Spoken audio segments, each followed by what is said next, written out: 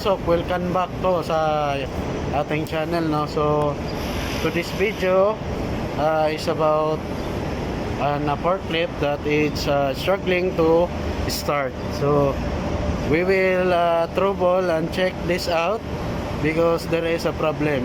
Okay, so keep tuned to this video, and if you are new here in our channel, please subscribe and hit the notification bell and leave the comment down below if you have any suggestion or question. Alright guys, I have here a diesel engine forklift, and we will see what is the problem. Okay, then try it on.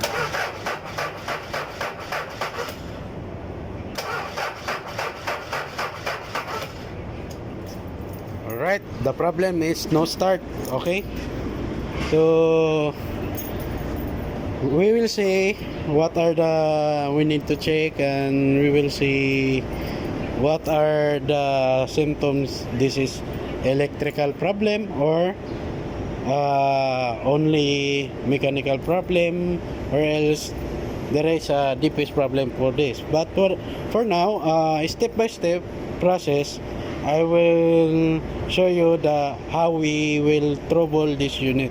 Okay, so now we will start to check the supply of the glow plug, no. So first we need to check this. If there is a supply coming out, it should be has a 12 volts. Okay, 12 volts. Okay, so using my metering device, we will check if there is a 12 volt supply here. So quick, this is quick because this is only 5 seconds, I think. So if there is a 12 volts here, when we ignition on, there's no problem with the electrical. So if there are no live voltage coming out, so we should check the electrical, the timer, the relay, and the harness. Okay, and also glow plug also itself. We need to check if this is a good glow plug or not. So I will teach you how to check the glow plug also, and we will learn we will learn about how the glow plugs working. Okay, so now I will switch on, then check if there is 12 volts voltage now coming out. Okay, this is a better view. Okay. So there are no voltage coming out. I will try again. On. There is no voltage coming out. So next thing we need to check, actually I pulled it out, the relay. So for this relay, you can check it by your senses if there is a clicking sound, or you can touch if there is a movement in the relay. So if you ignition accessories on, you will hear this.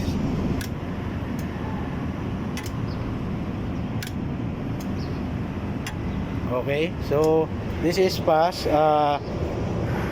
I think only 3 to 5 seconds it will turn up again. So since that we hear a clicking sound, then off again, so there is no problem here, or else we need to check it manually. I have a video for already for this relay, and also already check the timer, so I will include it to my video so that I will show you how I check. Ayan, kung makikita nyo, may tester ako dito, may battery din ako. Ayan, may battery ako, tapos gumawa ako ng para masupplyan to.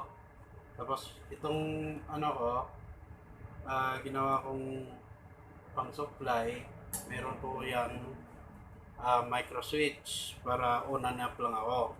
So tingnan nyo po kung paano gumagana si relay, no. So ang susuplayan natin is yung yung coil. Ayan.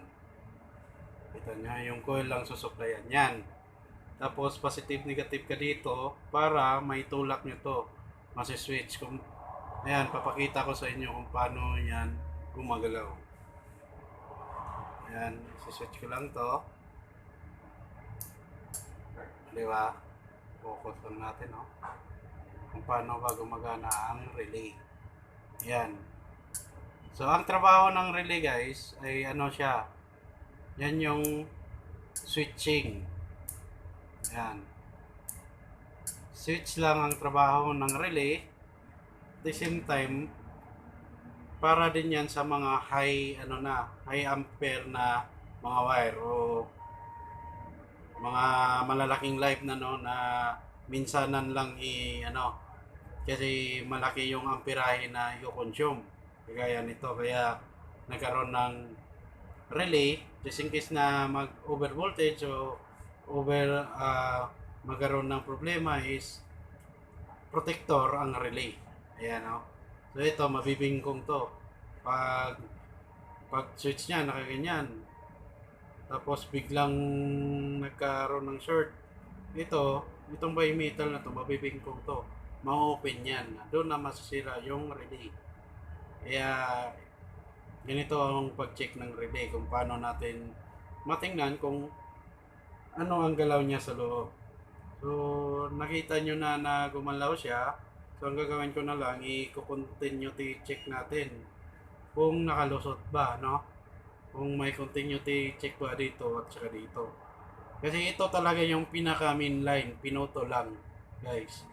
Isang linya na ganon, pinuto lang. Kaya kailangan pang i-switch ng coil. Yan. Ganyan ang pag-function yan. So, test natin kung kung may continuity check ba pag switch natin. So pakita ko muna sa inyo na hindi pa tayo nakapag-switch. Ayan na. Ayan, meron yun dito. So wala pa, no? Ayan. Wala pa siyang continuity. So pag switch ko dito sa para masuplayan, dapat may continuity. Pag wala, sira.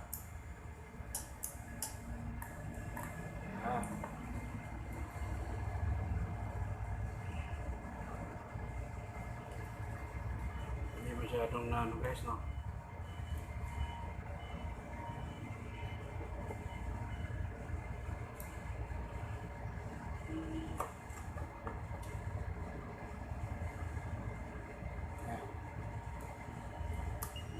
Yun.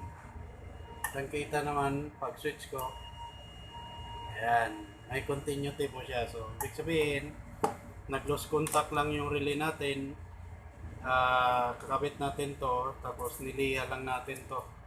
So, next we need to do is this harness. So, I'm gonna check this harness over here until here so that we will assure that there is no cutting wire between the wire harness and the supply. Okay, so now we will start and begin the troubleshooting. Quick reminders, guys, very important to remove the battery, no? If you're going to check the electrical, this is for our safety because if the battery is connected, maybe we will short this electrical wiring, then goes to serious injury. Okay. Are you accusing my takutation? Okay, so because this negative connected, this is entire body of here is already connected with the battery, and if you supply it by 12 volts here, if this is connected or not, or else our tools, this is a big serious injury. So it's better to remove the battery first before we are going to work. Okay? Handa mo, ha? it should be this wire going to our glow plug. So we will check if there is a continuity. So for now there are no continuity, but for here still this wire, I think this is the problem.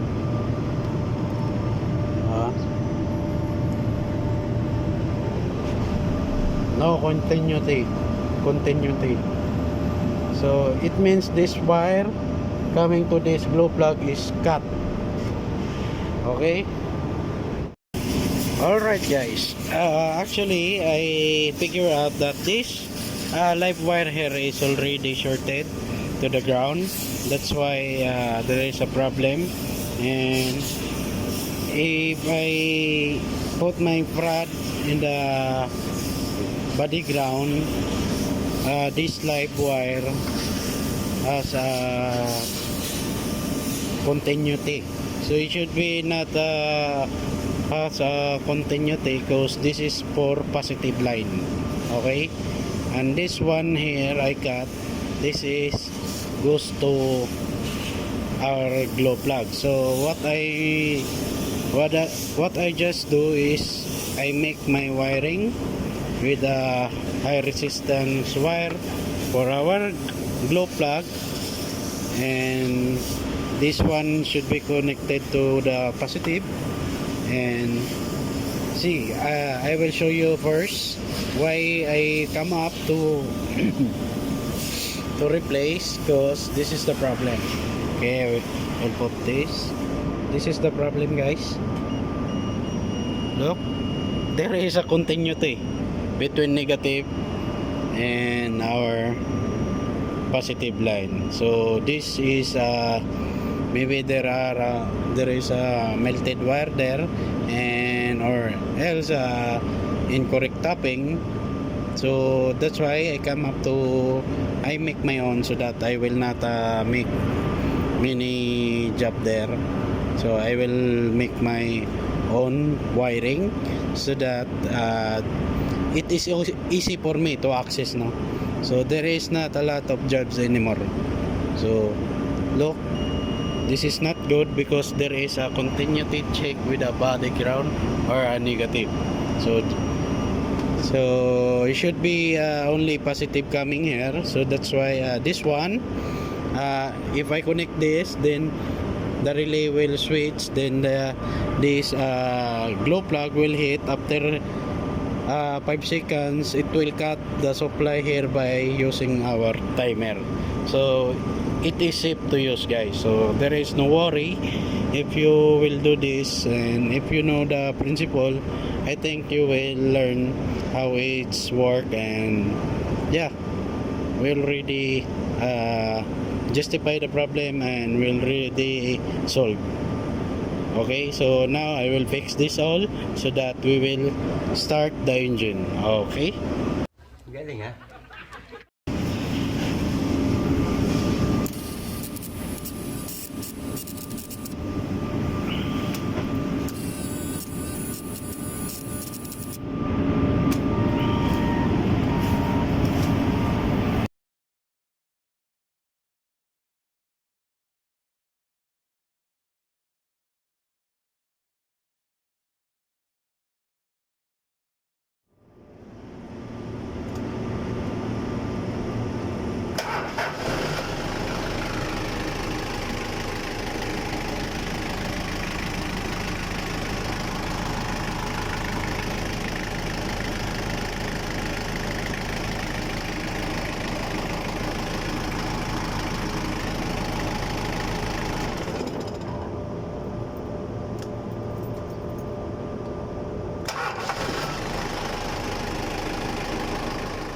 Ito alam kong magaling ang tsamba mo, malakas eh.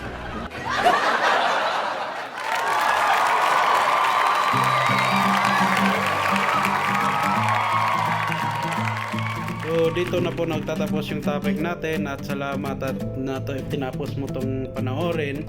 At yun nga, kung bago ka pa lang sa channel ko, please hit the subscribe button and hit the notification bell for more videos. At laging tandaan, lamang ang mas may alam at sharing is caring. Ayun, no?